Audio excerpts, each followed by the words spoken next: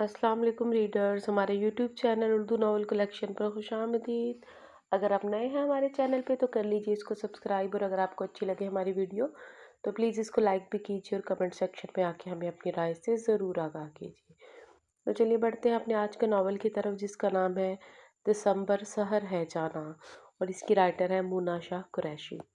दिसंबर की सर्द कहरज़दा रात में वो बेहिस बनी बैठी थी।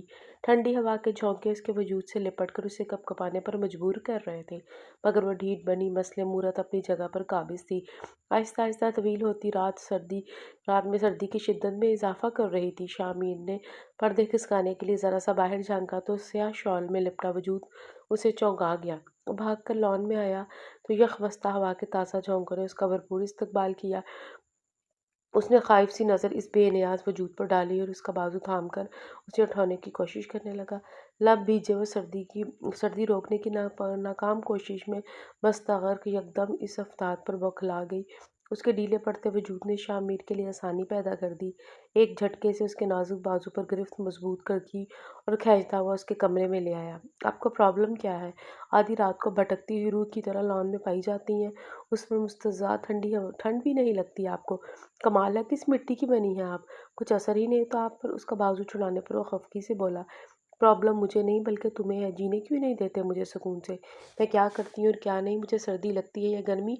ये तुम्हारा सर दर्द सर नहीं, मेरी जासूसी मत किया करो। वो चटक पड़ी, मेरा ही तो दर्द सर है डियर वाइफ, आफ्टर ऑल शोहर हूँ आपका। रिलैक्स अंदाज में बोला तो शहताज को पतंगे लग गए। ये बार बार मुझे जताया ना करो कि तुम मेरे शौहर हो। बिला वजह का हक ना जताया करो। मैं नहीं समझती तुम्हें अपना शौहर।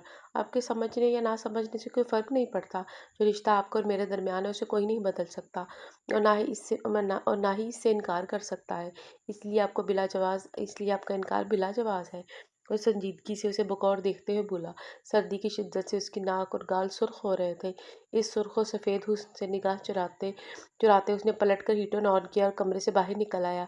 शाहताज महज सर झटक कर रह गई। पूरी हवेली में जश्न का समा था। मुलाजमीन में भगदड़ मची हुई थी। मेवे मिठाई के थाल सजाए जा रहे थे। वो हैरानी से दो चार करती बेचारों से बाहर निकली। माँ सदके जाए, मेरी धी रानी आई है। उसे गाड़ी से उतरता देखकर वो लपक कर उसके पास आई। अस्सलाम वालेकुम बड़ी अम्मी। वालेकुम सलाम, जीती रहो। मोहब्बत से उसकी पेशानी पर बोसा देते हुए वो बोली, और मुलाजमीन को सामान रखने का कहकर उसे अंदर ले आई। छोटी अम्मी और पुप्पो से सलाम और प्यार लेने के लिए वो वहीं बैठ गई। कितने दिनों के लिए आई हो ताज? ताज बेटा, अम्मी ने पूछा। बस कुछ रोज़ के लिए आई हूँ। सेमेस्टर ख़त्म होने वाला है, एग्ज़ाम्स करीब है। वो मुस्कुरा कर बोली, अच्छा अच्छा माशाल्लाह, अल्लाह कामयाब करे, आमीन। बाबा साइन कहाँ है बड़ी अम्मी? वो अपनी माँ को शुरू से ही बड़ी अम्मी और चच्ची को छोटी अम्मी कहा करती थी। वो मर्दाना खाने में है, मेहमान आ जा रहे हैं, वहीं मसरूफ़ है। तुम आराम करो कुछ देर, फिर मिल लेना और शामिर को मुबारकबाद भी दे देना। वो सर हिलाकर अपने कमरे में आ गई। कपड़े निकाल कर फ्रेश होने के बाद वो सामान अलमारी में सेट कर रही थी कि दरवाज़ा नॉक हुआ। आ जाओ, मसरूफ़ से अंदाज में उसने कहा। अस्सलाम वालेकुम। अंदर दाखिल होते ही शामिर ने सलाम किया। वालेकुम अस्सलाम, कैसे हो शामिर? मुस्कुराकर जवाब देते उसने हैंगर अलमारी में रखा और उसे बैठने का इशारा किया। वो खुद भी उसके सामने बैठ गई। बहुत बहुत मुबारक, और बहुत अच्छे नंबर लिए हैं तुमने, दिल खुश कर दिया। बदले में मुस्कुरा दिया। आपने चैलेंज जो दिया था, फिर कैसे मुमकिन था मैं उसे पूरा ना करता? उसने मुस्कुराकर जवाब दिया। ये तो है, हमारा रिकॉर्ड तोड़ दिया तुमने, 3 नंबर ज़्यादा लेकर। वो हंसी। आप यूनिवर्सिटी से कब फारिग हो रही हैं? यही तकरीबन 1 साल बाद। सेमेस्टर स्टार्ट है नेक्स्ट मंथ, वो बोली। तो इसका मतलब है फिर आप रुकेंगी नहीं? वो मायूसी से बोला। नहीं, क्यों, कोई काम था क्या? नहीं, कुछ ख़ास नहीं। अच्छा, मैं चलता हूँ अब। वो अचानक उठ खड़ा हुआ। 1 मिनट रुको। वो अलमारी में से कुछ गिफ्ट उठा लाई। ये तुम्हारे लिए मैंने गिफ्ट लिए थे। Oh thank you so much. क्या है इसमें? उसने इश्तियाक से पूछा। कुछ बुक्स है और तुम्हारा फेवरेट परफ्यूम भी। Thanks again, mention not. बस अब इस रिकॉर्ड को बरकरार रखना कि तुमने 8वीं का बोर्ड इतना टफ नहीं कि 8वीं का बोर्ड इतना टफ नहीं, मगर मैं 9th क्लास मुश्किल ज़रूर है, इससे भी डबल मेहनत करनी है तुमने, और 90 प्लस मार्क्स लेने हैं। वो उसे हिदायत दे रही थी। ओके इंशाल्लाह अब मैं जाऊँ। उसने इजाज़त चाही तो शाहताज ने सर हिला दिया।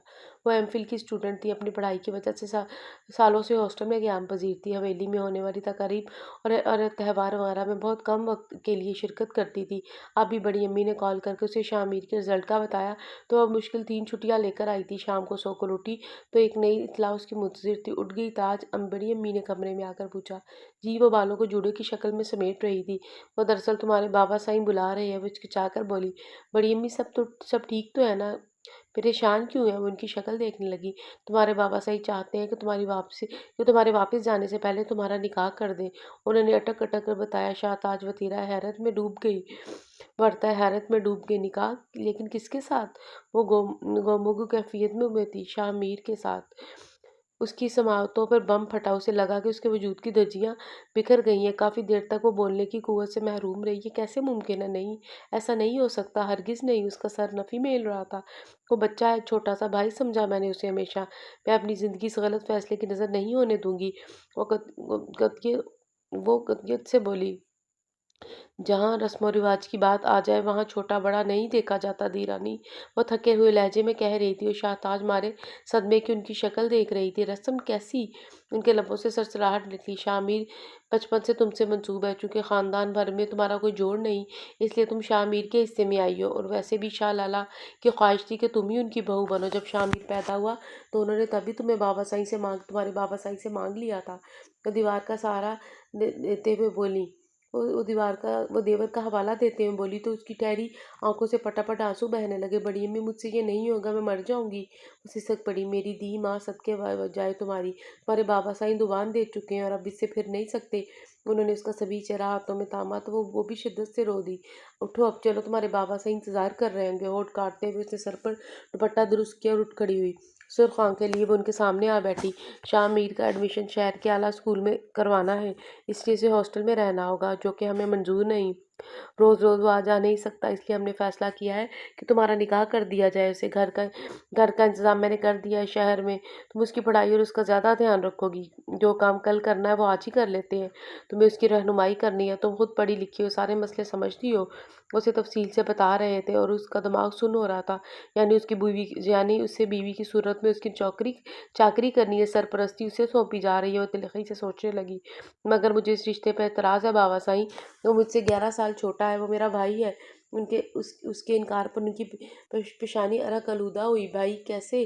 तुम्हारा माँ जाया तो नहीं, फिर कैसे भाई हो सकता है? और रही बात छोटा होने की, तुम्हारे मज़हब में इसकी कोई कैद नहीं कि लड़का बड़ा हो या छोटा। अगर इस्लाम की बात की जाए बाबा साईं, इसलिए इस्लाम इस बात की इजाज़त देता है कि ख़ानदान बरादरी में से कि क्या इस्लाम इस बात की इजाज़त देता है कि ख़ानदान बरादरी ही में रिश्ते किए जाएँ? ज़ात-पात की भी कोई कैद नहीं है कि अगर हम सैयद हैं तो इस आला हसब नसब की बुनियाद पर ख़ानदान ही में रिश्ते कर सकते हैं। और इस्लाम तो ये भी कहता है कि लड़की की मर्ज़ी मालूम की जाए। फिर इन बातों को पुश क्यों डाल दिया जाता है? वो ठोस दलाइल के साथ बोली तो उनका अज़ली जलाल उद आया। तुम्हें पढ़ाया लिखाया तुम्हारी मंशा पर, मगर इसका ये मतलब हरगिज़ नहीं कि तुम्हारी हर बात को माना भी जाए। जो फ़ैसला मैं कर चुका हूँ, इसे इनहराफ में बर्दाश्त नहीं करूँगा। सख्त लहजे में कहते हुए रुख फेर गया। आंसू का गोला हलक में अटकने लगा। वो सर झुकाए खड़ी रही। उन्होंने पलटकर इकलौती बेटे के नम चेहरे को देखा और आहिस्तगी से चलते हुए उसके पास आई। बेटा, हम सैयद हैं और ख़ानदान से बाहर शादी करना हमारी रवायात में शामिल नहीं है। हमारी आने वाली नस्लों का सवाल है। ये हम मजबूर हैं और अपने भाई से किया गया वादा मुझे हर हाल में निभाना भी है। उनका हाथ शाहताज के सर पर आ ठहरा था। ये कहाँ का इंसाफ है बाबा? अपनी रवायत और वादे की पासदारी में आप अपनी बेटी की ज़िंदगी ख़राब कर दे। वो तड़प कर बोली। शाहताज कमरे में दाखिल होते ही बड़ी अम्मा ने उसे पकड़ा। इसे ले जाओ यहाँ से और शाम 4 बजे तैयार कर देना, निकाह है इसका। वो पीछे होते हुए बोले। ज़रीना शाह ने उसके कांधे पर हाथ का जोर डाला और बाहर ले आई। बेजान कदमों और गीली आंखों से वो अपना बोझ घसीटने लगी। मोइन शाह और मुबीन शाह 2 ही भाई थे। हदीका शाह उनकी इकलौती बहन थी, जो अपने चचाजाद के साथ ब्याही गई थी। शाह को अपने छोटे भाई मुतीन शाह को अपने छोटे भाई मुबीन शाह से बेइंतहा मोहब्बत थी और उम्र से कई साल बड़े थे। वालिदैन की वफात के बाद हवेली और जायदाद के स्याह सफ़ेद के मालिक वही थे। भाइयों वाला प्यार और बाप की सी शफ़क़त उन्होंने मुबीन शाह को दी थी। मोइन शाह के 2 ही बच्चे थे, सकलैन शाह और ताज शाह, जबकि मुबीन शाह का एक ही बेटा था, शामिर, जिसे मोइन शाह ने बे बेहद चाहा था। वो 8वीं जमात का तालिब इल्म था। इम्तिहान में कामयाबी के बाद वो उसे आला तालीम के लिए के लिए शहर भेजना चाहते थे। बचपन में तय शुदा निस्बत के मुताबिक उन्होंने फैसला कर लिया था कि इन दोनों का निकाह कर दिया जाए ताकि उन्हें शहर जाकर कोई मसला पेश ना आए, क्योंकि जब रहना साथ है तो शरई रिश्ते के साथ क्यों ना हो रहे। उठ जाओ ताज, कपड़े बदलो, मौलवी साहब आने वाले हैं। वो अंधेरा के कमरे में लेटी थी। भाभी ने लाइट ऑन करके उसे जगाना चाहा तो क्या था, वो तो सोग मना रही थी इस रोग का जो शामिर के साथ निकाह की सूरत में उसे लगा था। सूजी आंखें, मतवरम चेहरा लिए वो उठ बैठी। क्या फ़ायदा है भाभी, ऐसी अज़वाजी ज़िंदगी का घट घट कर एहसास कमतरी और महरूमी में जिया जाए। मेरे दिल में शिद्दत से ख्वाहिश सर उठा रही कि काश मैं अक्सर ये ज़्यादा ना होती, काम सी लड़की होती। वो सख्त कबीदा खातिर थी उस अपने नस्म पर। तुम दुआ करो अल्लाह से वो तुम्हारी ज़िंदगी को कैद मुशक्क़त में ना बनाए। तुम अपनी अगली ज़िंदगी में खुश और मुतमईन रहो, वो तसल्ली दे रही थी। शायद आज के लबों पर तंजिया मुस्कुराहट बिखर गई। बिल्कुल वैसी ही ज़िंदगी जैसी आप जी रही हैं। क्या फ़र्क है आप में और मुझ में। आपको भी सैयदजादी होने के जुर्म में सकलैन भाई के साथ नत्थी कर दिया गया था, मुझे भी अब किया जा रहा है। उम्र रसीदा बीवी की क्या हैसियत होती है, इसका अमली मुजाहरा तो मेरी आंखों के सामने है। आप 2 साल से उनका गुरेज, बेतवज्जी और बेरुखी झेल रही हैं। उनके इत्तफाक को तरसती हैं, तो मेरे साथ भी यही होगा। उसकी बात पर जनीना बाब का चेहरा बुझ गया, मगर फिर भी वो उसे हौसला देते हुए बोली, सबका मिजाज और फितरत एक सी नहीं होती। दुनिया में बहुत से लोग ऐसे हैं जहाँ जहाँ बीवी उम्र में बड़ी हो तो क्या वो सारे जोड़े गैर मुतमईन रहते हैं। अगर बीवी की उम्र में छोटी भी हो तो क्या गारंटी है अपने शौहर के साथ खुश है। खुशी, मोहब्बत, इत्मीनान उम्रों के साथ मशरूत नहीं होता। ये किस्मत से मिलती है। नसीब में जो दर्ज होता है मिलकर रहता है। मेरी किस्मत में जो अल्लाह ने लिखा है मैंने उसे फराग दिली से तस्लीम कर लिया। ये रवायत हम बदल नहीं सकते और ना ही बगावत कर सकते हैं इनसे। अल्लाह ने चाहा तो तुम्हें मोहब्बतों से लबरेज ज़िंदगी मिलेगी। मेरा दिल कहता है कि अमीर को तुमसे मोहब्बत हो जाएगी। उसका मिजाज मुख्तलिफ है, मुस्बत सोचते हैं। अब हमेशा अव्वल अपने दिल पर मत लो इस उम्र के तज़ाद को। बस दुआ करो। उसे समझाने की भरपूर कोशिश करते हुए बोली, मगर वो अब भी बेयकीन और बदगुमान थी। तनफ़ुर से सर झटकते हुए उसने दुपट्टा उठाया, खड़ी हो गई और फिर अचानक ही उछल पड़ी। भाभी, शामिर से पूछा है क्या बाबा साईं ने? ज़ाहिर है उसकी रज़ामंदी के बगैर निकाह कैसे हो सकता है। वो इस काबिल है कि मेरा एहतजाज उसे कोई अहमियत ही नहीं रखता। वो तल्ख़ हुई, शर्म तो नहीं आती उसे। उसे अभी उम्र ही क्या है उसकी, शादी का शौक चढ़ा है उसे। वो तभी तो भाभी ने मुस्कुराहट छुपाई। वो बहुत सादतमंद और नेक बच्चा है। कभी उसने बाबा साईं की बात नहीं टाली। भाभी के बयान पर उसका पारा हाई हो गया। हाँ, एक मैं ही बड़ी हूँ। वो बड़बड़ाई और वॉशरूम का दरवाज़ा खटाक से बंद कर गई। वो बेहद खफा थी। बाबा साईं से, बड़ी अम्मी से सब ने समझाया, मगर वो हनूज मुंह फुलाए रही। शहर वापसी पर भी वो रूठी रूठी सी उनसे मिली। गाड़ी में उसके साथ शामिर भी सवार था। गाड़ी स्टार्ट हो चुकी थी। गैर महसूस तरीके से वो इसका जायज़ा ले रही थी। अभी सिर्फ 14 साल का था वो। उसके बाएं तरफ बैठा बच्चा उसका शौहर था। यह ख्याल उसका दिमाग ख़राब कर रहा था। मैं अगर यही सोचूंगी तो मेरा क्या बनेगा। कितने सुकून से बैठा है। मैं सोच सोच के हलकान हो रही हूँ। बाढ़ में जाए सब, मैं पूरे रौब से रहूंगी। वो अंदर ही अंदर मुस्तकबिल की प्लानिंग करने लगी। और फिर ऐसा ही हुआ। वो पूरे दबदबे से घर में रहती। उसके खाने पीने, सोने, जागने, पढ़ने की रूटीन उसने तरतीब दे रखी थी, जिस पर वो मौदब होकर अमल बहरा था। उसके बीच जो ताल्लुक कायम था, उसकी जंजीर कभी बीच में नहीं आई थी, ना ही कभी शामिर ने ऐसा होने दिया। वो कम उम्र था मगर समझदार था। दिन इसी तरह अपनी डगर पर रवां थे। वो बेहद मोहतात हो गई थी। अपने आने वाली ज़िंदगी का सोचकर उसके एहसास जम गए थे। इंतहाई मशीनी अंदाज में वो काट रही थी। बाबा साईं, बड़ी अम्मी, छोटी अम्मी अक्सर मिलने के लिए आ जाते। उसके इंतहाई संजीदा रवैया को देखकर बड़ी अम्मी उसे टोक देती, अब ऐसी भी कोई बुढ़िया नहीं हो तुम कि ज़िंदगी को खुद पर तंग किया है। बुढ़िया नहीं हूँ तो हो जाऊंगी एक दिन। सारी ज़िंदगी इसी तरह रहना है तो अभी से क्यों नहीं। वो उसका जवाब सुनकर शशदर रह गई। शामिर ने बहुत आला नंबरों से मैट्रिक क्लियर किया था। ज़िले भर में 2 पोजीशन लेकर उसने शाहताज का भी रिकॉर्ड तोड़ दिया। पहली फुर्सत में वो लोग हवेली पहुंचे थे। छोटी अम्मी तो बुलाए लेती ना थकती थी। आखिर को दो रिश्ते थे। काफ़ी देर वो उनके पास बैठने के बाद उठकर कमरे में आई तो बड़ी अम्मी ने आवाज़ देकर रोक लिया। ये क्या कह रही हैं? क्या? उसने नासमझी से कहा। यहाँ कहाँ जा रही हो? अपने कमरे में। तो शामिर के कमरे में जाओ। यहाँ क्यों जा रही? क्या शामिर के कमरे में क्यों जाऊँ? प्लीज़ बड़ी अम्मी, मुझे इस निकाह में मुझे इसके निकाह में दे दिया आपने, बस यही काफ़ी है। मज़ीद कुछ उल्टे सीधे की तवक्को मुझसे मत रखिएगा। मेरी अम्मी जो उम्रों का लिहाज असबर है, वो दो टोक लहजे में कहती वो अंदर चली आई। अभी वो इस बात की उलझन में उलझ रही थी कि शामिर चला आया। बहुत सब इसरार कर रहे हैं कि 1 हफ्ता रुक कर जाना। मैंने मना किया है कि हम इतने दिन नहीं रुक सकते, मगर बाबा साईं डांट रहे हैं। कदरे भारी आवाज़ पर उसने सर उठाकर उसे देखा और नागवारी से टोक गई। किसी के कमरे में दाखिल होने से पहले नॉक करते हैं। सॉरी, वो यकलक खौफज़दा होगा। मैं खुद बात करूंगी बाबा साईं से। मुझे तुम्हारी पढ़ाई शुरू करनी है, इसलिए हम ज़्यादा दिन नहीं ठहर सकते। के बेलचक लहजे पर कहने पर वो गर्दन हिला के बाहर निकल गया। ठंडी सांस भरकर वो बेड पर महवे istirahat हुई। आज यूनिवर्सिटी में सेमिनार है, मैं मामूल से ज़रा लेट जो हो जाऊंगा। जल्दी जल्दी नाश्ता करते हुए बोला, आराम से खाओ। इसने उसे टोका। इतने में उसका फ़ोन बजने लगा। टिश्यू से हाथ साफ करके उसने फ़ोन कान से लगाया।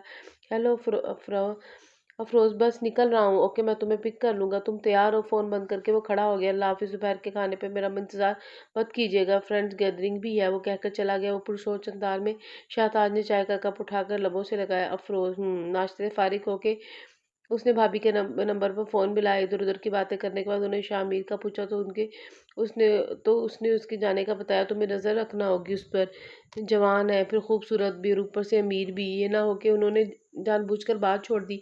मेरी कोई ज़िम्मेदारी नहीं है वो घर से बाहर जिससे मिले। ये मैं पाबंदी लगाने की अहल नहीं हूँ। मेरा काम घर तक है, वो जाने। और उसका हल्का अहबाब वो बेपरवाही से गोया हुई। वो क्यों जाने, तुम बीवी हो उसकी था, तुम्हारा हक है कि तुम देखो वो किससे मिलता है, क्यों कर मिलता है, मैं क्यों देखूं। वो जिसे चाहे मर्जी मिले। रही बीवी की बात, तो आज तक सारी जिम्मेदारियां निभाई हैं एक अच्छी खात्मा की तरह। हमारे यहाँ बीवी के लिए यही इस्तेलाह इस्तेमाल की जाती है। और तलखी से गोया है तो इनके मुंह से एक ठंडी हाँ निकल आई। तुम आज भी इसी पोजीशन पर, इसी सोच पर खड़ी हो जिस पर 8 साल पहले खड़ी थी। वो शौक से गोया हुई। जाहिर है इस बच्चे को लड़कपन से जवानी की तरफ धकेलते हुए ना सोच बदली है ना पोजीशन। कसूर तुम्हारा ही है। तुम्हें खुद इसमें दिलचस्पी नहीं है। तुम आज तक शामिर को एक जिम्मेदारी की तरह निभाती आई हो। बीवी बन को तुमने कभी सोचा ही नहीं। उन्हें दुख हुआ। मुझे ज़बरदस्ती की बीवी बनने का शौक नहीं है। वो तपी हुई थी। भाभी ने थक हार का फ़ोन बंद कर दिया। उसका दिल कुछ और बोझल हो गया। वो मगरिब की नमाज की तैयारी कर रही थी जब गेट के बाहर ज़ोरदार हॉर्न बजा। मुलाजमा ने भागकर गेट खोला। बेहद थका हारा वो कमरे में दाखिल हुआ। प्याजी कलर के दुपट्टे को सर के गिर लपेटे हुए उसके कमरे में नॉक करके चली आई। चाय लाऊं तुम्हारे लिए? नहीं, मूड नहीं है। आप प्लीज़ टैबलेट दिलवा दें सर दर्द की। मैं कुछ देर रेस्ट करूंगा। वो कनपटियां दबाते हुए बोला। ओके। वो सर हिला के बाहर निकल आए। मुलाजमा को टैबलेट थमा के वो जाए नमाज बिछाने लगी। नमाज से फारिग होकर ड्राइंग रूम में बैठकर किताब पढ़ रही थी कि फ़ोन की बेल बज उठी। उसने कॉफ से ज़रा फासले पर धरे फ़ोन को देखकर किताब का सफ़ा मोड़कर उठ खड़ी हुई। हेलो, अस्सलाम वालेकुम। दूसरी तरफ से आवाज़ आई। वालेकुम सलाम। जी कौन? मुझे शामिर से बात करनी है। दरअसल उनका सेल ऑफ है। मैंने कई बार ट्राई किया, फिर लाइन पे मिलाना पड़ा। शामिर तो इस वक्त सो रहा है। आप कौन है? उसने तज़्बज़ब से पूछा। अच्छा, जब वो जाग जाएं तो इन्हें कहिएगा कि मुझे कॉल बैक करें। मैं अफ़रोज़ बात कर रही हूँ। उसने ये कहकर खटाक से फ़ोन रख दिया। ओह! उसने सीटी के अंदाज़ में होठ सिकुड़े। अफ़रोज़। वो ज़ेर लब नाम दोहराती वापस आ बैठी। किताब खोल तो ली मगर एक लफ्ज़ भी पढ़ा ना गया। उसने झुँझलाकर किताब मेज़ पर पटकी और बाहर लॉन में निकलकर चक्कर काटने लगी। ये क्या हो रहा है? सीने पर हाथ बाँधे वो उसके मार्च मार्च पास्ट की तरफ इशारा करते हुए बोला। अफ़रोज़ का फ़ोन आया था, कॉल बैक कर लीजिएगा। उसका हुक्म था। उसकी बात को यकसर नज़रअंदाज करते बोली और वो हँसी ज़ब्त कर गया। और हाँ, उसने मुझे कहा था कि घर पहुँचकर अपनी तबीयत का बताना। मुझे याद ही नहीं रहा। आप एक मग मज़ेदार सी कॉफ़ी भिजवा दें कमरे में। उसे एकदम याद आया। खाना नहीं खाना तुमने? नहीं, बिल्कुल भूख नहीं। Coffee please. ओके। वो कॉफ़ी बनाकर कॉफ़ी बनाने के लिए किचन में चल दी। 2 मग कॉफ़ी के ट्रे में रखने के बाद वो शामिर के कमरे में चले आई। उसने अभी बात करके फ़ोन बंद ही किया था। हल्की सी गुनगुनाहट उसके लबों पे थी। कौन है ये लड़की? उसने सोफ़े पर बैठते हुए पूछा। राहील है मेरा एक बेस्ट फ्रेंड। एक दोस्त उसकी फ्रेंड है। तो उसकी फ्रेंड तुम्हें क्यों कॉल कर रही है? वैसे ही अगर किसी का हाल अहवाल पूछ लिया जाए तो इसमें क्या बुराई है? अच्छी लड़की है। वो नॉर्मल से अंदाज में बोला तो वो चुप हो गई। अगले रोज़ वो यूनिवर्सिटी नहीं गया तो फ़ौरन अदब की ब्लू जीन्स पे पर्पल स्लीवलेस कुर्ती पहने बिना दुपट्टे के गोल्डन बालों के साथ डार्क ब्लू स्टिक लगाए वो हसीन मुजस्सम का तासुर दे रही थी। तो उसे देखकर दंग रह गई। कितने इस्तेकाक से वो बिना नॉक के उसके कमरे में घुस गई थी। माय गॉड, तुम यहाँ रिलैक्स कर रही हो और मैं तुम्हारा इंतजार करती अब यहाँ आई हूँ। धप से उसके करीब बेड पर बैठते हुए बोली और सीधा होकर उठ बैठा। कितनी सुस्ती फैलाई हुई है तुमने, उठो फ्रेश हो। असर अब्दुल रज़ाक का बहुत अहम लेक्चर है, हमें वो टॉपिक वो ह हमें हमें जो टॉपिक याद देंगे उस पर रिसर्च करनी है। राहील बता रहा था लेक्चर तो 10 बजे है, रिलैक्स होकर चलेंगे। कुछ कुछ लोग ही तुम, उसने पूछा मज़े से बोली। तो अंदर दाखिल थी शाहताज, बल खा के रह गई। Hello, who is she? Shamir वो था। शाहताज को देखकर बोली, शी इज़ माई कज़न। और कदर रुक कर गोया हुआ। Oh sweet, very pretty. वो नौज से उसकी तरफ हाथ मिलाकर चाय की, जिसे शहताज ने छूकर छोड़ दिया। नाश्ते में क्या लेंगे आप? मुरवतन पूछ रही थी, वरना दिल तो चाह रहा था कि हाथ पकड़ के बाहर निकाल दे। आज जो शामिर नाश्ता करेगा मैं भी वही करूँगी, या तो हैवी नाश्ता करता हूँ। तुम पराठा खाओगी? उसने इस्तफसार किया। नहीं। क्यों नहीं, एक दिन तुम्हारे लिए अपनी डाइटिंग रूटीन डिस्टर्ब करने में क्या हर्ज है? वो खिलखिलाई तो शामिर भी हंस गया, जब कोई शाहताज मुंह बनाती हुई बाहर निकल आई। लफंगी, उसने दांत पर दांत जमाकर उसे खिताब दिया और खटक से चूल्हा ऑन किया। पराठे बनाकर उसने ऑमलेट बनाया और चाय केतली में डालने लगी। तकरीबन थोड़ी देर में ही सारा नाश्ता सेट करके टेबल लगा दिया। जो उसका जग निकाल कर उसने बाहर से नाश्ता रेडी है की आवाज़ दे डाली। तकरीबन 5 मिनट बाद वो दोनों बाहर निकले थे। वो जलकर खाक सी हो गई थी। क्या कर रही थी ये, कमरे में बाहर नहीं आ सकती थी? वो दिल ही दिल में बड़बड़ा कर रह गई। ज़बरदस्त क्या खुशबू है, वो बैठते हुए बोली और चाय कप में उड़ेलने लगी। बहुत रग़बत से वो नाश्ता कर रही थी। नाश्ते से फारिग होकर दोनों चले गए और पीछे वो सोचती रह गई। वो कपड़े बेड पर बिखेरे पैकिंग में मसरूफ़ था जब वो तनतनाती हुई कमरे में दाखिल हुई। किस्म की बेहया लड़की है, इतनी एजुकेटेड होकर भी तमीज़ मफ़कूद है। वो शामिर ने नज़रें उठाकर उसे सवालिया अंदाज में देखा था। अफ़रोज़ की बात कर रही हूँ। वो मैं किसी गैर महरम के कमरे में घुसकर इतनी बेतकल्लुफ़ी बरतना कहाँ की तमीज़ है? तुम मुझसे मना नहीं कर सकते। आइंदा मुझे वो मेरे अपने घर में नज़र ना आए। उसने वार्निंग दी, ये उसका लाइफ़स्टाइल है, मैं उस पे पाबंदी नहीं लगा सकता। वो जिस तरह भी रहे। दूसरी बात, मैं उसे मना भी नहीं कर सकता वो कि वो यहाँ ना आए। इतना बेमुरव्वत नहीं हूँ मैं। अगर आपको कोई प्रॉब्लम है तो आप मुझसे मना कर सकती हैं। वो सूलत से कहकर फिर से मसरूफ़ हो गया। उसका उसका मज़ीद खून खौल उठा। ओके, फिर मुझसे ना कहना, हाँ, यहाँ अगर वो य कुछ अगर अगर वो यहाँ आई तो मैं उसे अपने तरीके से मना करूँगी। वो कहकर बाहर चली गई। थोड़ी देर बाद वो खुद उसके पास चला आया। कल मुझे कुछ दिनों की रिसर्च की खातिर करीबी गाँव जाना है अपनी क्लास के साथ। आप यहाँ अकेली कैसे रहेंगी? मैं आपको हवेली छोड़ आता हूँ। धीमे लहजे में गोया हुआ। मेरी फ़िक्र करने की ज़रूरत नहीं, तो अपना काम मुकम्मल करो, मैं रह लूँगी। वो सपाट लहजे में बोली थी। सब याद कर रहे थे आपको। मेरी भाभी से बात हुई थी, अगर आप चक्कर लगाएँ तो।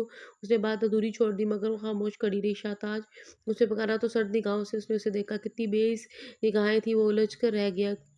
खामोशी से किताब निकाली और वर्गदानी में मसरूफ़ हो गई, जिसका साफ मतलब था कि वो कह चुकी है, उसके मुताबिक काम हो गया और वो भी चुपचाप वहाँ से चला जाए। उसके जाने के बाद उसने घर फ़ोन मिलाया। बाबा आई से बात करने के बाद उसने घर आने की फ़रमाइश कर डाली तो वो खिल ही उठे। फ़ौरन ड्राइवर को भेज दिया। हवेली पहुँचकर उसने बेहद सुकून मिला। भतीजे को गोद में बिठाए वो कब से बैठी थी। उतार दो इसे, अब कब से चढ़ाई बैठी हो, थक गई होगी, भाभी प्यार से बोली। अरे नहीं भाभी, इतने दिनों बाद अपने शहजादे से मिली हूँ, बड़ा थकावट कैसी। वो उसके बाल बिखेरते बोली, अच्छा खाना लग गया है, आकर खा लो। बाबा साई आ गए। हाँ, बाबा साई भी आ गए और सुकलैन भी, उसने बताया। भाभी क्या आप खुश हैं? मैं ये तो नहीं कहूँगी मेरा हमसफ़र मुझे बेहद चाहता है या मेरे लिए पागल है, मगर इतना ज़रूर है कि वो मुझसे मुतमईन है और मैं अपनी ज़िंदगी से वो नपा-तुला-सा जवाब देकर उसे उलझन में छोड़ गई। खाने पर सब मौजूद थे सिवाय शामिर के। दोनों फैमिलीज़ के तमाम नफूस मौजूद थे। एक चहल-पहल का समा था। खुशबाज़ चेहरे। उसने एक तायराना निगाह सब पर डाली और मुस्कुरा दी।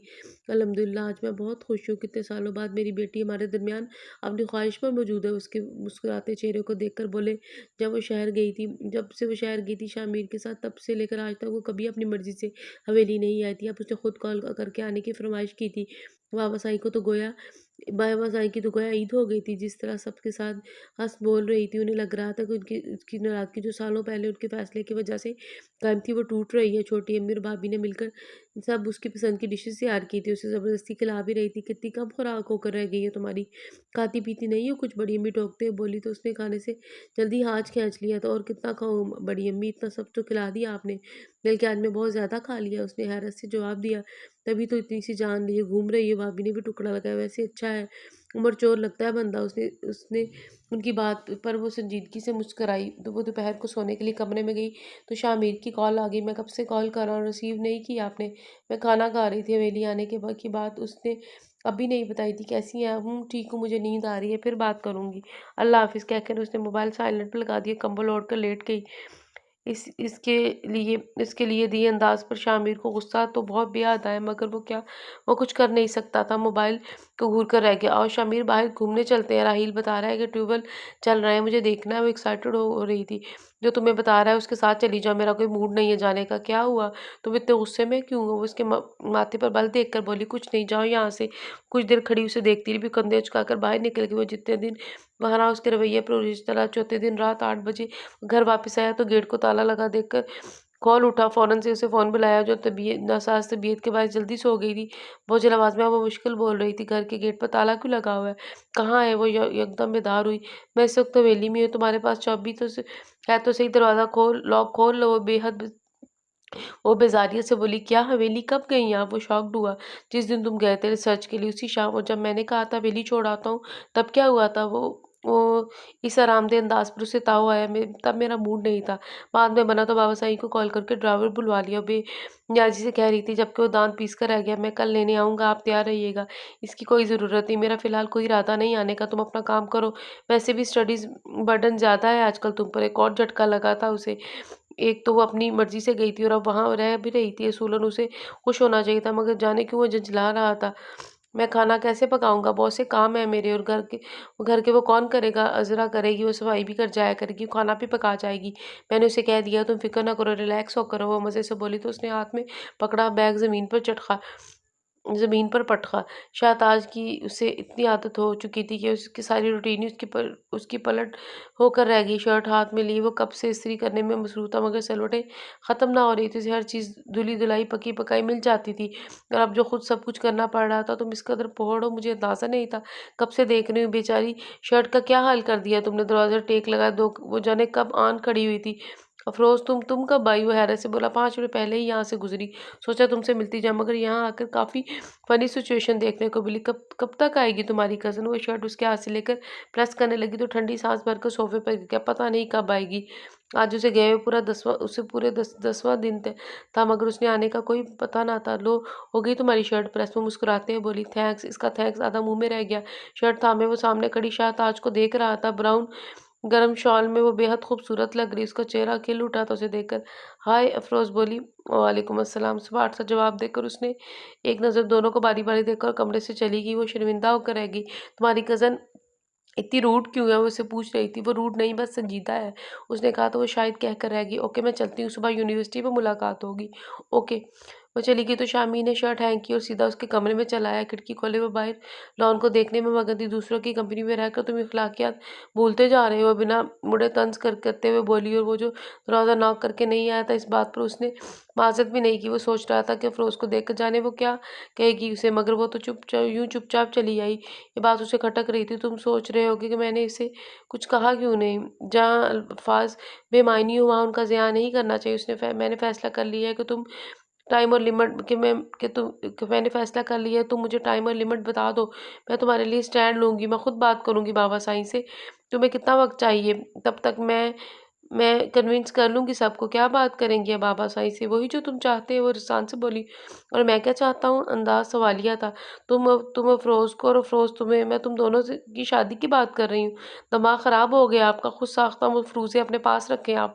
और ये एकदम बिफरा था, खुद साख्ता नहीं है। ये सब समझती हूँ मैं। इसका बार-बार यहाँ आना, तुम्हारा मुतवज्जा होना, ये चूहे बिल्ली का खेल ड्रॉप करो। मैं तुम दोनों का साथ देने के लिए तैयार हूँ। ठहरे हुए लहजे में उससे मुखातिब थी। हाँ, बहुत समझदार है, अब तभी तो आपको सिर्फ़ अफ़रोज़ दिखाई देती है। मगर ख़ैर, ये बताएँ, अपने लिए तो आप स्टैंड ले नहीं सकीं, मेरे लिए कैसे लेंगी? रवायत बदली तो नहीं, वही है। फिर शहीदों की नस्ल कैसे ख़राब करने का सोच सकती हैं आप? उसने पूछा। तब बात और थी, अब वक़्त और है। मैं ये सब कैसे करती हूँ, ये मुझ पर छोड़ दो। मैं नहीं चाहती जैसे मेरी ज़िंदगी ख़राब हुई है वैसे तुम्हारी भी हो। इस फ़ज़ूदा रस्म की वजह से अपने जज़्बात और ख़्वाहिशात को रोंद चुकी हूँ, मगर इस मुश्किल से निकलना चाहती हूँ। जो तुम्हारी ख़्वाहिश है मैं उसे पूरा करूँगी। अफ़रोज़ को तुम्हारी ज़िंदगी में ले आऊँगी। वो ढके-छुपे अंदाज़ में उसे समझाने की कोशिश करती। वो गहरी मुस्कुराती निगाहों से उसे देख रहा था। तो यूँ ही उसकी तरफ देखने के लिए पलकें उठाई, गड़बड़ाकर वापस झुका ली। उसकी नज़रें अजीब तासुर दे रही थी, मगर मेरा इरादा नहीं है कि शहीदों की नस्ल ख़राब करने का। मैं चाहता हूँ मेरी नस्ल कम से कम एक शहीज़ादी से ही चले, आगे का देखा जाएगा। अपने बच्चों के लिए मिलके ये रिवायत तोड़ देंगे। ये क्या रट लगाई है नस्ल ख़राब करने की?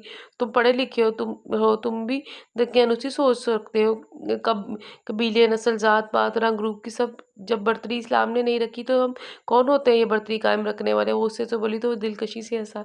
मेरी बात नहीं समझी आप, ज़रा गौर करें, रिलैक्स होके। वो यूं ही मुस्कुराते बाहर निकल गया। तो जब उसने उसकी बात पर ध्यान दिया तो सारा खून चेहरे पर सिमट आया। उसका अज़ली रौब और गुस्सा याद आया। तनफन करती हुई उसके कमरे में पहुंची। क्या बदतमीजी है ये? क्या बकवास की है तुमने? वो दाढ़ी थी। अभी मैंने कुछ भी नहीं किया। कमाल है, आपको पता नहीं कौन सी बदतमीजी नजर आ रही थी। तुम अपनी हद में रहो, नजरें नीची करो अपनी। नजरें नीची कर लूं तो आपको देखूंगा कैसे? वो मासूमियत से गोया। उसने झटके से उसे देखा। ये वही शामिर था, उसकी हर बात मानने वाला। उसने कभी इस रिश्ते का एहसास नहीं दिलाया था, मगर आज वो सरतपा बदला हुआ लग रहा था। तुम अंदाज़ा तुम किस किस्म की गुफ्तगू कर रहे हो मुझसे? वो सदमे से बोली। हाँ, बिल्कुल अंदाज़ा है, और मुकम्मल होशो खरत में मौजूद हूँ। उसने कदम उठाकर अपने और उसके दरमियान मौजूद फासला कम किया। वो मज़ीद पीछे हटी थी। मैं नहीं चाहता कि अपना आप यहाँ करना। मैं नहीं चाहता था अपना आप यहाँ करना कभी, मगर आपकी इस बात और रवैये ने मुझे मजबूर कर दिया है कि मैं अपना ऐसा अंदाज़ अपनाऊँ। फ़िरोज़ कौन है जानती हैं आप? सिर्फ़ मेरी क्लास फ़ेलो है। मेरी इस और उसकी मेरे नज़दीक से ज़्यादा कोई वक़्त नहीं है। जिसकी अहमियत मेरी ज़िंदगी में सबसे ज़्यादा है, वो इस वक़्त मेरी नज़रों के सामने खड़ी मुझे गुस्से से घूर रही है। वो मज़े से बोला तो उसके हाथ-पाँव ठंडे पड़ गए। अजीब एहसास से कमतरी ने सर उभारा था। वो डूबते दिल के साथ वहाँ से चली गई। फिर सारी रात बेतहाशा रोते हुए गुज़ार दी। वैसा नहीं चाहती थी, हरगिज़ नहीं चाहती थी, मगर दिलो-दिमाग अजीब एहसास में घिरे हुए थे। एक वाज़िया फ़र्क ख़ाइल था दोनों के बीच। वो इस फ़र्क को बखूबी महसूस कर रही थी। उसकी सुई 22 और 32 के बीच घूम रही थी। वो कम उम्र लड़का जिसने उसे खुद पाला था। बचपन में कितनी बार वो उसकी गोद में खेला था। जब वो छोटा था, 1 साल का था, वो बमुश्किल उसे अपनी गोद में लिए घूमती थी। छोटी अम्मी के मना करने के बावजूद गोद में चढ़ाए रखती थी। बड़ी बहनों की तरह रौब डालती। थोड़ा बड़ा हुआ तो जब उसका स्कूल होमवर्क वो खुद चेक करती, डाँट कर पढ़ाती, और फिर लड़कपन से लेकर अब तक उसके साथ साई की तरह रही थी। कितना मुश्किल था पहले उसे भाई से शौहर के रूप में देखना। 8 साल पहले वो इस कर्ब से गुज़री थी, और आज जब वो अपनी ज़िंदगी को एक ख़ास नुक्ते पर मरकूज़ कर चुकी थी तो अपना हक़ माँगने चला आया। उसने सोच लिया तो इस बात पर सुनबुझता नहीं करेगी। उसे इस शख़्स से बरी रखेगी। ये तो वहमो-गुमान में भी ना आता कोई यूँ उसके सामने तन जाएगा। उसने तो इस रिश्ते को भी महसूस ही नहीं किया था, ना महसूस होने दिया था। फिर वो क्यों ऐसा कर रहा था? उसका सर दर्द से फट रहा था। सोचों ने ऐसा शदीद असर डाला कि वो सुबह उठने के काबिल ही ना रही। शदीद सर दर्द की वजह से बुखार ने आन घेरा था। उसने किचन में झाँका तो वहाँ कोई मौजूद नहीं थी। 7:15 बजे थे। नाश्ते के लिए कोई आसार नहीं थे। वो सीधा उसके कमरे में चला आया। क्या बात है, आज भूख हड़ताल तो नहीं?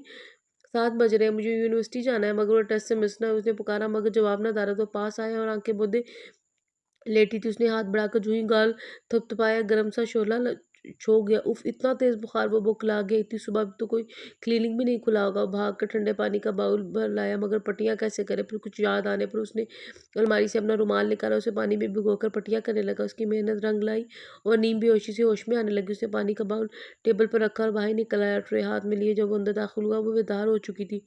वो लो ये नाश्ता, फिर टैबलेट ले लेना। वो स्लाइस उठाकर उस पर जैम लगाने लगा। उसने एक नज़र उसे देखा, फिर घड़ी को देखा। बुखार था बहुत, मुझे ठंडे पानी की पट्टियाँ करनी पड़ी, क्योंकि इतनी सुबह तो डॉक्टर का मिलना नामुमकिन था। आप नाश्ता करके दवा लें, फिर थोड़ी देर बाद डॉक्टर के पास चलते हैं। वो फिक्रमंदी से बोल रहा था। उसने उठने की कोशिश की तो शामिर ने उसका बाजू थाम कर सीधा करना चाहा, मगर उसने बुरी तरह झटक दिया। डोंट टच मी अगेन, वो फनकारी। नाश्ता करो। उसने जूस का गिलास उसकी तरफ बढ़ाया, मगर रूह फेर गई। ना तो मुझे नाश्ता करना है, ना ही कोई टैबलेट लेनी है। मेरी फिक्र में घुलने की ज़रूरत नहीं है तुम्हें।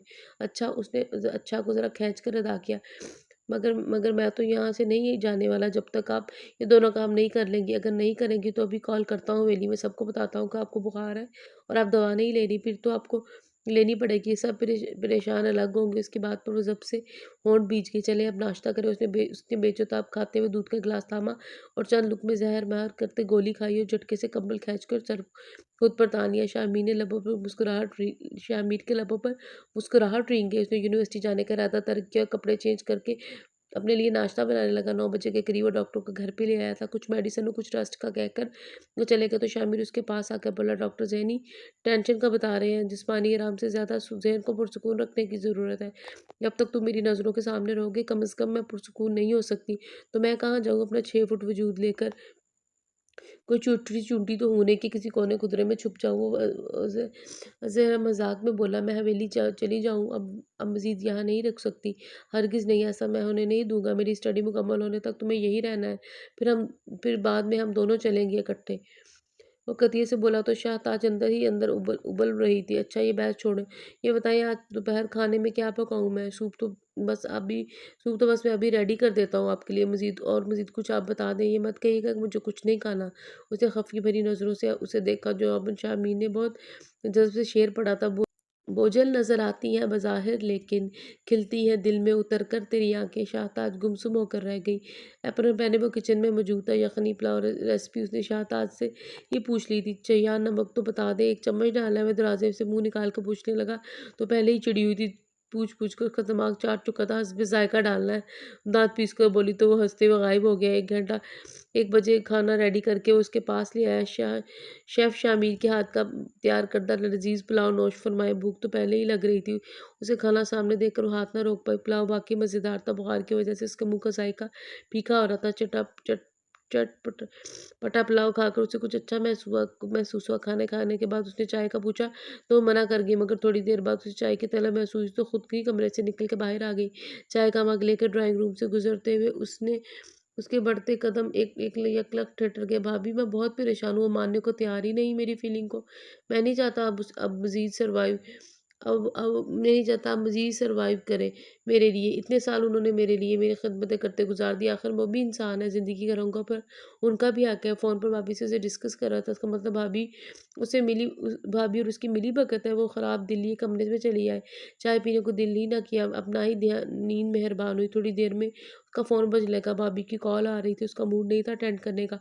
फ़ोन बज कर बंद हो गया, फिर से बजना शुरू किया हो गया। उसने को खौफ से येस का बटन पे पुश किया। अस्सलाम वालेकुम। वालेकुम सलाम। कैसी हो ताज? ठीक हूँ मैं। आवाज़ कुछ ठीक नहीं लग रही तुम्हारी। आवाज़ से क्या आता है? वो बेजारियत से बोली। कुछ कुछ हो रहा है ना, कम से कम तबीयत का तो पता लग ही जाता है। वो कुछ ना बोली। क्या हुआ है? चुप क्यों हो गई? उन्होंने कहा सोच रही हूँ भरोसा टूटने की तकलीफ का क्या आलम होता है। क्या मतलब? वो क्या कहना चाह रही हो तुम? कुछ नहीं। शारेज़ कैसा है? उसे कहना फूफा बहुत याद करती हैं। शारेज़ ठीक है। तुम जो कह रही थी उसका मतलब क्या है? वो उलझ रही थी। इसका मतलब आप खुद से पूछिए, आपको पता चल जाएगा। शहताज जो भी है खुलकर कहो, घुमाओ फिराओ मत। भाभी मुझे अंदाज़ा नहीं था शामिर के इस रवैये के पीछे आपका हक है। आप उसे उकसा रही हैं कि वो मुझे मेरा हक दे। वो मुँह सा ज़ब्त करती हुई बोली, मैं वो कोई छोटा बच्चा नहीं है जो मेरे कहे में आ जाए। मैं सिर्फ़ उसे सपोर्ट कर रही हूँ क्योंकि मैं तुम दोनों को इकट्ठा देखना चाहती हूँ। वो फ़ौरन क्लियर करते हुए बोली, इकट्ठे इकट्ठे क्या इकट्ठे? कौन से इकट्ठे रहने की बात कर रही हैं आप? मर चुका है मेरा दिल और एहसास। समझौते का घूंट भर चुकी हूँ मैं। अब मुझे मेरे हाल पर छोड़ दें। किसी की हमदर्दी नहीं चाहिए मुझे। वो कतिये से कहकर कॉल डिस्कनेक्ट कर गई। उसने सोचा क्या था, हो क्या रहा था। फ़िरोज़ का किरदार तो बस शाहताज को जलाने के लिए था और प्रोटोकॉल दे रही थी इसलिए वो उसे प्रोटोकॉल दे रही थी इसलिए दे रहा था। वो देखना चाहता था कि उसका रद्द-ए-अमल क्या होगा। जब शाहताज ने भाभी को फ़िरोज़ की बाबत तभी उसने कॉल करके शामिर के कान खींचे थे और उसने क्लियर किया था उन्हें ये तो चीज़ भी भाभी ही की थी। थोड़ी तवज्जो अगर वह फ़िरोज़ पर मरकूज़ रखेगा तो शाहताज का रिएक्शन मालूम हो जाएगा। पहले तो उसके तासुरात देखकर शामिर को बहुत मज़ा आया। वो जलती बूंदी उसे वार्न करने आई थी। तब उन्हें लगा कि उसे हैंडल करना आसान होगा, मगर दूसरी बार उनके उसके बयान पर उसे धचका लगा। वो तो उसे उसके साथ नत्थी करने के चक्करों में थी। तभी उसकी गलतफ़हमी को दूर करने के लिए उसने अपना रवैया अपनाया जो वो चाहता था। सिर्फ़ उसके गुस्से की वजह से वो खामोश था। बचपन की अटैचमेंट तो रिश्ता बदलने यही गहरी उनसीयत में तब्दील हो गई थी, मगर उसने कमाल महारत से अपने जज़्बों को छुपाए रखा, वरना वो इससे गाफ़िल ना था। उसके हँसने, बैठने, रोने, चलने फिरने तक का अंदाज़ उससे अज़बर था। वो जानता था जब वो अपने जज़्बे अश्कार करेगा वो भटके क्यों। ऐसा ही हुआ। उसे बहुत मुश्किल लग रहा था ये पहाड़ सर करना, मगर वो पीछे हटने वालों में से ना था। राहील की शादी का कार्ड आया था और उसका पूरा इरादा था कि और शहताज को साथ लेकर जाएगा, मगर वो मान के नहीं दे रही थी। उसने राहील को कहा था कि वो खुद बात करे। इसके इसरार पर उसे मजबूरन मानना पड़ा। अभी वो सिर्फ बारात का फंक्शन अटेंड करने की हामी भरी थी। टी पिंक कलर की लॉन्ग फ्रॉक पहने, जूड़ा स्टाइल बनाए वो बेहद डिसेंट और खूबसूरत लग रही थी। हल्की सी मैचिंग लिपस्टिक उसे नज़र लग जाने की हद तक खूबसूरत बना रही थी। दुपट्टा सर पर लेकर उसने अपनी रवायती शाल कंधों पर डाल दी। शरबती आंखें बिना किसी श्रृंगार के गजब डाल रही थी। उसने काजल लगाकर एक गहरी लकीर आंखों में सजा ली। ऐश ग्रे थ्री पीस में लंबे लंबे सरापे के साथ वो डैशिंग की सलाह पर पूरा उतर रहा था। उसने बुलाने के लिए जूं ही दरवाज़ा खोला तो आगे एक कदम भी ना बढ़ा सका। एकटक उसे देखता रहा। वो पूरा दरवाज़ा खोलना भी वो भूल गया। मोबाइल हाथ में लिए वो जूं ही सीधी हुई तो टुकटुकी बांध कर उसे घूरते शामिर पर नज़र गई थी। उसके माथे पर बल पड़ गए। घूरना बंद करो, अपनी लिमिट्स याद रखा करो। मैं अपनी लिमिट्स में ही हूँ, वरना आप मेरे हक का 1% भी बर्दाश्त ना कर सकती। मैंने कहा इस बात पर वो गुस्से से सर छटक गई। रास्ते से हटो और जाने की तैयारी करो। ठहर जाएँ, कुछ कुछ देर, अभी कुछ टाइम बाकी है। वह हनूज़ इसी अंदाज़ में गोया हुआ नज़रें उसके तवाफ़ में मसरूफ़ अमल थी। वो अंदर ही अंदर सिमट रही थी, मगर बाहर से ऐसा कुछ ज़ाहिर नहीं करना चाहती थी। उस इस सरल अंदाज़ में उसके सामने आन खड़ी हुई। तुम्हें ठहरना है तो तुम ठहरो, मगर मुझे रास्ता दो बाहर जाने का। ऊँ, इकट्ठे चलेंगे ना, सिर्फ़ चंद मिनट। इल्तिजाई अल्फ़ाज़ थे। अगर डिस्टर्ब करोगे तो मैं नहीं जाऊँगी। बहुत जल्दी है, आप कभी बहुत ज़िद्दी हैं आप, कभी मेरी भी मान लिया करें। मैं सिर्फ़ सही बातें मानती हूँ, गलत बातों को मानना मेरी आदत नहीं। Okay, okay. वो फ़ौरन संजीदा हुआ। एक नरमी से सारा मामला निपटाना चाहता था, इसलिए खामोशी इख्तियार कर गया। परसों का गुबार आहिस्ता-आहिस्ता धुलेगा। चाबियाँ उठाकर वो बाहर आया तो फ्रंट सीट पर मौजूद देखकर मुस्कुराहट लबों पर दलाई। उसने गाड़ी स्टार्ट की और उसकी लाताल्लुकी को नज़र भर के देखा। गर्दन मोड़े वो बेपरवाही की हद पर थी और इसने म्यूज़िक ऑन कर दिया। गुलाबी आंखें जो तेरी देखी, ये क्या बेहूदगी है। उसने एक झटके से म्यूजिक ऑफ किया। इसमें क्या बेहूदगी है, गाना ही तो है। वो मोड़ काटते हुए बोला, तुम्हें अच्छे से ये बात असबर है कि मुझे नहीं पसंद ये हरकतें, मगर फिर भी जानबूझकर वही करते हो। वो सख्ती से बोली। उफ, वो खफकी से बस इतना ही बोल पाया। वहाँ पहुंच उसका ट्राउ सबसे पहले अफरोज से हुआ। शामिर को देखकर उसने जिस वारफ्तगी का मुजाहरा किया था, शायद आज बस देखती रह गई। उसकी उसकी एक एक अदा नोट कर रही थी। हाय हेलो करके वो कॉर्नर पर सजी कुर्सियों पर आ बैठी थी। वहाँ शामिर के कई क्लास फेलोज और फ्रेंड्स आए थे। मेल फीमेल में मिक्स गैदरिंग देखकर वो उलझ रही थी, क्योंकि लड़कियों की ड्रेसिंग और हरकतें कुछ ज़्यादा ही बेबाक थी। वो पढ़ी लिखी लड़कियां थी। वो दिल में तंज कर रही थी। तालीम तहजीब सिखाती है, मगर यहाँ तो अदब और आदाब ही मफकूद थे। थोड़ी देर बाद शामिर फ्रेंड्स के साथ इधर ही चला आया। उसने शाहताज का उनसे तारुफ करवाया था। वो खड़ी होकर लड़कियों से मिली। उन सबकी नज़रों में उसके लिए सताइश थी। आप क्या करती हैं? आई मीन स्टडी वगैरह कुछ? उनमें से एक ने कहा, मैंने एमफिल किया और अब हाउसवाइफ है। शामीर ने उसका जुमला बीच में से उचक लिया। क्या ये मैरिड है? लगता तो नहीं। शौहर कहाँ है आपके? अफरोज वजीरा हैरत में डुबकियां खाते पूछ रही। शौहर यहाँ पाए जाते हैं इनके। उसने पास खड़ी शाहताज को एक बाजू के इशारे में लेकर खुद से लगाया था। इतनी उसने पास खड़ी शाहताज को एक बाजू के इशारे में लेकर खुद से लगाया था। इतनी कुर्बत वो सुलग कर रह गई, जबकि शाहमीर के होंठ पर दिलअवेज मुस्कान सज गई थी। उससे इशारे में ज़रा कसमसाई। अरे वाह यार, क्या कपल है, कमाल है, बहुत बड़ा घुन्ना मीसना है तू। तो और क्या, हद से ज़्यादा खूबसूरत वाइफ बगल में दुबई घूम रहा है। मसूफ़ मजाल है जो कभी भनक भी लगने दी हुई। एक दो एक दोस्त जुमला कस रहे थे और उस खुशी का इजहार कर रहे थे। अफरोज वैसे खड़ी थी जैसे क्लास में नालायक बच्चे के टीचर के हाथों इज़्ज़त अफ़ज़ाई होने के बाद होती है। कोई महसूस करे ना करे, मगर शाहताज ने ज़रूर महसूस किया था कि उसके चेहरे के उतार चढ़ाव को वो वहाँ रुकी नहीं थी, चली गई। और सब अब राहील को बताने गए थे कि उसकी बात पर बेहद शॉकिंग न्यूज़ थी। वो तो सुनकर गोया सकते ही में आ गया कि यानी शाहताज भाभी है हमारी। कसम से यार, ये तो मेरे दिल की बात थी। तुम्हारा कपल मुझे रोज़े अव्वल बहुत पसंद आया था। वो अपने दिल की कह रहा था। यार ट्रीट तो बनती है ज़बरदस्ती। वो अभी के हाथ की मज़ेदार से लंच की सबने उसकी तारीफ की थी। वो अंदर ही अंदर खाइफ हो रही थी। सब उसे वीआईपी प्रोटोकॉल दे रहे थे। छेड़छाड़, हंसी शरारतों में कब वक्त गुजरा पता ही ना चला। राहील की बहनों ने उसकी अच्छी खासी बातचीत हुई थी। वापसी पर वो गाड़ी में बैठती फटपड़ी। मेरे मना करने के बावजूद तुमने वही किया जो तुम्हारा दिल किया। क्या ज़रूरत है ऐलान करने की? इतनी बेइज्जती फील कर रही हूँ मैं, तुम्हें अंदाज़ा ही नहीं, बस अपनी ही पड़ी रहती है। मेरा बस चलो तुम्हें इश्तिहार लगा दूँ इस बात के, आप ऐलान को रो रही हैं। वो दू बदू बोला तो उसने खाजा वाली नज़रों से उसे देखा। जो अबन वो गहरी मुस्कुराहट उस पर उछाल गया। कॉल कर अपनी सो कॉल्ड फ्रेंड का हालचाल भी पूछ लेना। कौन सी फ्रेंड? एक ही फ्रेंड है, क्लोज वाली, अफरोज। वो क्लोज पर जोर देते हुए बोली। क्यों, इससे क्या हुआ? उसने पूछा। ये तो मुझे मालूम नहीं। हाँ अलबत्ता तुम्हारा ऐलान सुनकर वो गैर हाजिर जरूर हो गई थी। जाहिर है दचका तो लगना ही था। तुमने खबर ही ऐसी नशर की थी, वो बर्दाश्त ही ना कर पाई, क्यों मुश्किल में डाल रहे हो उसको और खुद को? ख़त्म करो ये ड्रामा फीलिंग्स और ज़िंदगी को सही राह पे लाओ। वो उसे सुना रही थी, क्या मतलब ड्रामा? आप मेरी फीलिंग तो ड्रामा कह रही हो? उसका पाँव ब्रेक पे जा पड़ा। हाँ, तो इसमें झूठ क्या है? उसने बेनियाज़ी से कहा था। सच भी नहीं है, मेरे खुलूस को ड्रामा कहने का आपको कोई हक भी नहीं है। और अफ़रोज़ क्या फ़ील करती है? क्या नहीं, ये मेरा हेडेक नहीं है। क्यों तुम्हारा हेडेक नहीं? जितने तबाक से तुम मिलते हो उससे तो यही ज़ाहिर है। वैसे भी परफ़ेक्ट वैसे भी परफेक्ट कपल होगा, पर वैसे भी परफेक्ट मैच है, वक़्त ज़ाया मत करो। संजीदा थी शामिर, ख़ाइफ़ हो गया, मैं पहले ही आपको क्लियर कर चुका है, वो सिर्फ़ मेरी अच्छी क्लासमेट है, नथिंग नथिंग मोर। मगर वो कुछ ना बोली। शान सँभालती गाड़ी का दरवाज़ा खोलकर बाहर निकल आई, वो उसके पीछे चला आया। आखिर आप मान क्यों नहीं लेती कि मेरी ज़िंदगी में दाख़िल होने वाली आप मेरी इकलौती महबूबा हैं?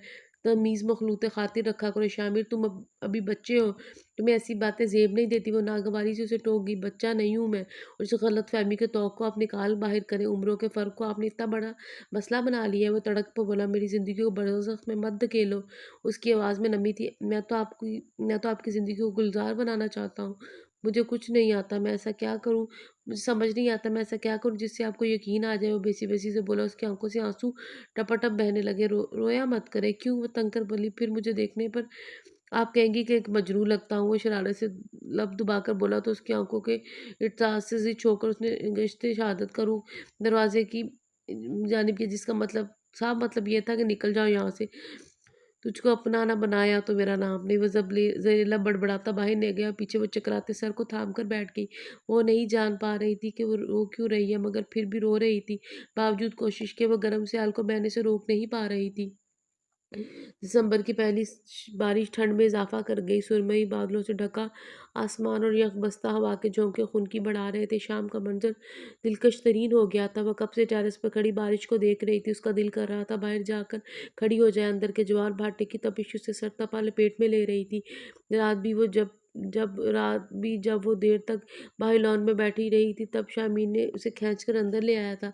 अब फिर भीगने की ख्वाहिश सर उठा रही थी। दिसंबर में ना जाने की उदासी घर घर आती थी। उसे हमेशा से दिसंबर की शामें अट्रैक्ट करती थी। सर्दियाँ हमेशा इसे उसकी फेवरेट रही थी, खासकर दिसंबर का कहरज़दा माहौल, भीगी भीगी हसीन धुंधलकी शामें अजीब सोग में रची लगती थी। और अब वो जिस मखमसे का शिकार थी, ऐसे में हर चीज़ अफसुसदा नजर आ रही थी। उसने बेख्तियारी में थोड़ा आगे होकर दोनों हथेलियाँ फैला दी। यक यख पानी के कतरे अंदर तक सुकून उतार रहे था। उसका चेहरा भी फवार से गीला हो रहा था। थोड़ी देर बाद जब उसकी कँपकँपी छोटी छूटी तो एहसास हुआ कि ठंड बढ़ चुकी है। होंठ भींचती वो जैसे ही पलटी, शामिर से टकरा गई। अपनी तीमारदारी करवाने का ज़्यादा ही शौक है आपको। उसे दोनों बाजुओं से थामते हुए तन से गोया हुआ तो एकदम छटपटाई, मगर संभल गई। उसने जूं ही उंगली उठाकर उसके उसके चेहरे को पानी को छुआ। वो झटके से दूर हुई। यहाँ किसी फिल्म का चीप सीन शूट नहीं हो रहा। वो दांत पीसते हुए वो तड़की, हाँ हाँ, उसका छत फाड़ कहका बुलंद हुआ। फिल्म तो है मगर रूखी फीकी सी हूँ। उसे सर झटका, सारी जर्सी गीली हो गई। जाकर कपड़े बदल लें, ये ना हो आज रात आप मेरे रहमो करम पर हो, फिर मुझसे कुछ بعید नहीं, कब जब भूल जाऊँ क्योंकि आपके ख्याल में मैं बदतमीज़ हूँ। और बदतमीज़ों से तभी भी तवक्का की जा सकती है ना, से कुछ भी तवक्का की जाती है। उसका इशारा उसके बीमार होने पर था। मैंने कहा इससे हँसता वो उसे पल वो ज़हर लगा और पाँव पटकती हुई वॉकआउट कर गई। इस वक़्त वो नींद में थी जब धड़ाधड़ दरवाज़ा बजने की आवाज़ आई। अधखुली आँखों से गिरते पड़ती हुआ मुश्किल दरवाज़े तक पहुँची। दरवाज़ा खुलते ही उसका हाथ किसी ने थामा था और उसके साथ चलती हुई घुप अंधेरे में उस ओ और घुप अंधेरे में उसे ला खड़ा किया। आँखें फाड़ के इधर-उधर देखती वो और भी ज़्यादा चकराने लगी। नींद में उसे कुछ समझ ना आ रहा था क्या हो रहा है। अचानक कमरा रोशन हुआ तो उसकी आँखें खुली। इंतहाई खूबसूरत चॉकलेट केक पर उसका नाम सजा हुआ था और केक पर बदलती मोमबत्तियाँ रोशन हो रही थी। Happy birthday to you. उसने उसके शानों पर हल्का-सा दबाव महसूस किया। सरगोशी में ढली आवाज़ यकबारगी उसकी धड़कनें मुंतशिर कर गई। वो जहाँ की तहाँ खड़ी रही। उसने यूँ ही उसके पीछे खड़े होकर असार बाँधे, एक हाथ से उसका हाथ थामा और छुरी पकड़ा दी। मेकानगी अंदाज में केक पर छुरी चली और एक बार फिर उसकी सरगोशी उभरी। 27 दिसंबर जितना हसीन दिन कोई हो ही नहीं सकता। इस दिन मेरी मोहसिन मेरी जीस मेरी रहनुमा इस कायनात में जलवा अफरोज़ हुई थी। 12 बज के 1 मिनट पर वो उसे कमरे से लाया था और आप 12 बज के 5 मिनट हो रहे थे। अब आप खिलाएंगी या ये अहमद भी मैं ही करूँ? उसकी आवाज़ गूंजी तो वो होश में आई। खामोशी से केक का टुकड़ा निकाल कर उसने हाथ में लिया और अभी अभी ये कशमकश थी कि उसके मुंह में डाले कैसे। ये उलवी शामी ने ख़त्म कर दी। खुद ही झुक कर उसका हाथ थामा आगे की और अपने मुंह में केक का पीस रख लिया और इसी पीस को उसने उसके मुंह से लगा दिया। उसने थोड़ा सा उसने पास पड़ा टिश्यू उठा लिया। गिफ्ट नहीं लेंगी आप? शहताज ने एक पल उसे देखा, फिर नजरें फेर ली। कम से कम आज तो खफकी खत्म कर दे। इस रिश्ते के अलावा भी हमारे 2 रिश्ते हैं। मैं कज़न हूँ आपका और दोस्त भी। वो उसी उसके संजीदा तासुरात देखकर बोला, एक यही 2 रिश्ते हमारे बीच रहते तो बहुत अच्छा था। तीसरे रिश्ते की गुंजाइश बाबा साई ने निकाली थी और उसे निभाना हमने। वो भी उसी के अंदाज में बोला, निभा तो रहे हैं हम, और कैसे निभाते निभाते हैं। इससे ज़्यादा की तवक्का सिवाय हिमाकत के कुछ नहीं। वो हाथ बांधते ही बोली, हाँ हाँ, दुनिया में जितने भी अज़वाजी रिश्ते हैं सिवाय हमारे अहमक और अहमकों की ज़िंदगी गुजार रहे हैं। उसने तन से कहा, इनकी बात और है। तो इनकी बात और क्यों है? क्या वो इंसान नहीं है? उनके सर पर सींग है, महज उम्रों का तजाद है। और ये अक्सर वहाँ भी हो जाता है जहाँ रस्म व रिवाज ना हो। इसका मतलब ये तो नहीं कि आप हर खुशी खुद पर हराम कर लें। वो आज बहस के मूड में था। किसी के लिए ये बात अहमियत रखती हो या ना हो, लेकिन मेरे लिए ये बहुत अहमियत रखती है। एक ऐसे शख्स के साथ ज़िंदगी गुजारनी जो मिचोर ही ना हो। मैं मिचोर नहीं हूँ कि गली डंडा खेलता हूँ या पतंगे उड़ाने जाता हूँ। इसे थोड़ा सा गुस्सा आया था इस बात पर। 22 साल का हो गया हूँ, शऊर है मुझे। आप चंद साल बड़ी हैं। क्या हुई? अम्मा अभी वाला रवैया रखना शुरू कर दिया आप मुझसे। जब मुझे कोई इशू नहीं तो आप क्यों मसला बनाए खड़ी है? तंग आ गई हूँ मैं आपकी इस बात पर। क्या बीवियाँ बड़ी नहीं होती है? हमारे नबी पाक सल्लल्लाहु अलैहि वसल्लम हज़रत खदीजा की उम्रों में के बीच पूरे 15 साल का फ़र्क था। वो एक कामयाब और आसूदा ज़िवाजी ज़िंदगी थी उनसे। इससे बड़ी आपको किस दलील को रद्द करेंगी? प्यार मोहब्बत और हम-आहंगी से रिश्ते बरकरार रखते हैं। प्यार मोहब्बत और हम-आहंगी रिश्ते बरकरार रखते हैं, ना कि अगर शौहर बड़ा हो और बीवी छोटी, तभी ये ज़रूरी है। वो आज उसकी हर बात के जवाब में लाजवाब कर रहा था। मुझे इस रिश्ते के हवाले से आपका तर्स और हमदर्दी नहीं चाहिए। मैंने आपकी खिदमत की तो मुझे मैंने आपकी खिदमत की तो मुझे इसका सिला देना चाहते हैं। उसके अपने अंदर की बात निकाल लाई। क्या यानी आप ये समझती हैं मेरे खुलास को आप तर्स या हमदर्दी से मशरूत कर रही हैं? वाह खूब! मैंने आपसे मोहब्बत की बिना पर मैंने आपसे मोहब्बत की है बिना किसी मतलब या किसी तर्स के। मैं आप और मैं इसलिए आपसे मोहब्बत नहीं करता कि आपने मुझ पर एहसान किया या मेरी खिदमत की। आप मेरी मोहसिन ज़रूर हैं, मगर मेरी मोहब्बत और जज़्बे हर गर्ज़ से पाक है। चले माना मैं मैच्योर नहीं हूँ, मगर आप तो मैच्योर हैं। क्या आपको फिर भी समझ नहीं आता कि बनावटी बातों और हकीकत में मबनी बातों में क्या फ़र्क होता है? वो बहुत हर्ट हुआ था, उसे अंदाज़ा ही नहीं था वो इस तरीके से सोचती है। शाताज चुप होकर रह गई। वो कहकर जा चुका था। अगले दिन बिल्कुल गैर मुतवक्का भाभी की आमद हुई तो वो भी जैसे खिल उठी। शाहरेज़ को उठाए-उठाए घूम रही थी, जबकि शामिर कल से ही चुप था। इंतहाई सीरियस अंदाज में वो भाभी से मिला था।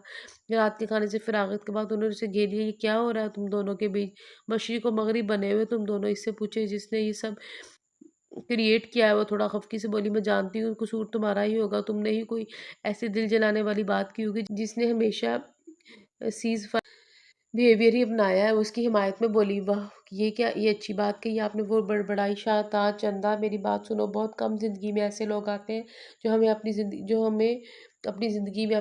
ज़िंदगी से ज़्यादा अहमियत देते हैं। रिश्तों के खुलूस को परखना सीखो, वरना वक़्त का चाबक ऐसी चोट मारेगा कि बिलबिलाते हुए दर्द को सह भी ना पाओगे। अल्लाह का शुक्र अदा करो किसी की चाह बन रही हो, बल्कि किसी की नहीं। अपने शौहर की से बढ़कर और क्या खुशकिस्मती होगी पागल लड़की। अब जाओ जाकर उसे मनाओ। खाना भी नहीं खाया ठीक से उसने। उसे समझाते हुए बोली, मैं उसे मनाऊँ? तो और क्या, 2-4 मेहमान आएँगे उसे मनाने। उनकी सवालिया अंदाज़ पर वो तन से बोली, कैसे मनाते हैं भाभी? उसकी इस मासूमियत पर ज़ोर से हँसी। तो मैंने कौन-सा कभी किसी को मनाया है? जो मुझे पता हो। परेशान सी हो गई। मनाओगी तो पता चलेगा। सॉरी, इस मामले में मैं कोई हेल्प नहीं कर सकती। उन्होंने साफ हाथ उठाए और मुँह बनाती हुई वहाँ से चली गई। पूरा घर छाँटने के बाद वो लॉन में आसमान के तारे गिनता नज़र आया। वो उँगलियाँ मरोड़ती पास आई।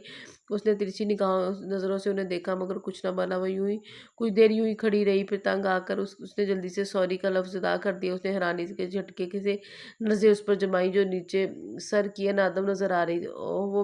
वो जो तरस खाने वाली बात की थी उसके लिए। वो जल्दी से बोली, बस सिर्फ़ इसके लिए एक और सवाल था। नहीं, मतलब है हर बात के लिए सॉरी। जो भी मैंने कहा उसे समझ नहीं आ रहा था क्या कहे। आपको यहाँ भाभी ने भेजा है तो मैं कोई सॉरी एक्सेप्ट नहीं करूँगा। वो साफ गोई से बोला, मैं अपनी मर्ज़ी से आई हूँ। हाँ, वो अलग बात है कि मेरे इरादे को अमली जामा पहनाने में भाभी मददगार साबित हुई। अपनी सफाई में बोली, शामिर आप अब भी मुझसे खफ़ा हैं? वो मुझसे पूछ रही थी। शामिर इस अंदाज़ पर बेहोश होने लगा। तुमसे आपका आप यानी तब्दीली आई नहीं, तब्दीली आ चुकी है। क्या मेरा हक नहीं है आपसे नाराज़ होने का? वो अपना सवाल करने लगा। हाँ, बनता है। मैंने बहुत हर्ट किया आपको अपनी बातों से, अपने लहज़े से।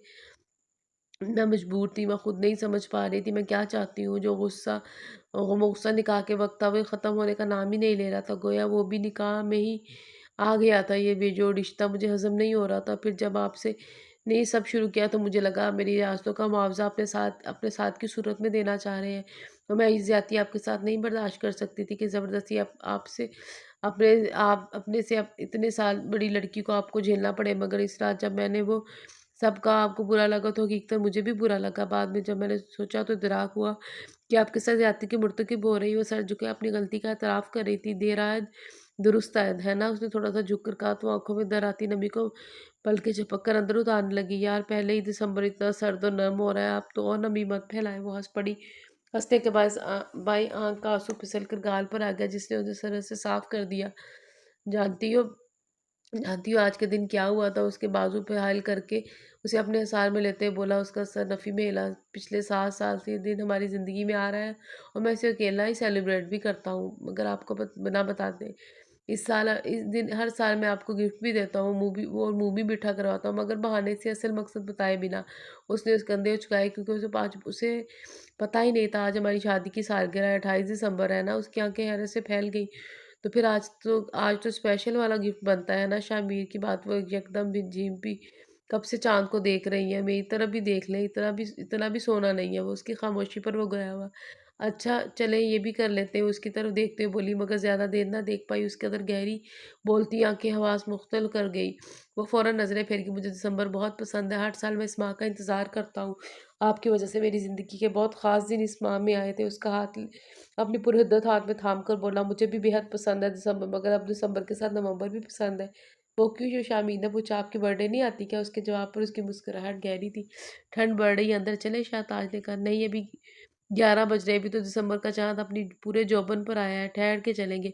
मुझे ठंड लग रही है, अपनी खिड़की से देख लेते हैं ये नज़ारा। वो हाथों को आपस में रगड़ते हुए बोली, अच्छा, और जब आधी रात को इस दिसंबर में बाहर लॉन में पाई जाती थी तब ठंड नहीं लगती थी? वो तो शौक का कोई मूल नहीं कि मुसादिक आ जाती थी। अब तो मुझे नींद आ रही, सोना है मुझे। ओके चले मादाम, चलते हैं। वो सर खम करके बोला तो उसकी हमराही में उसने कदम आगे बढ़ाए। ये कहाँ जा रहे हैं आप? उसे अपने कमरे की जानिब जाते हुए देख कर गोया वो अपने कमरे में जवाब आया। अब अपना अपना कमरा नहीं, हमारा कमरा होगा। वो हमारा पर जोर देते बोला, जब तक आपका लास्ट सेमेस्टर एंड नहीं हो जाता तब तक अपना अपना चलेगा। इस वक्त के लिए tata bye bye, good night. वो मुस्कुराहट उछालती हुई कमरे में घुस गई।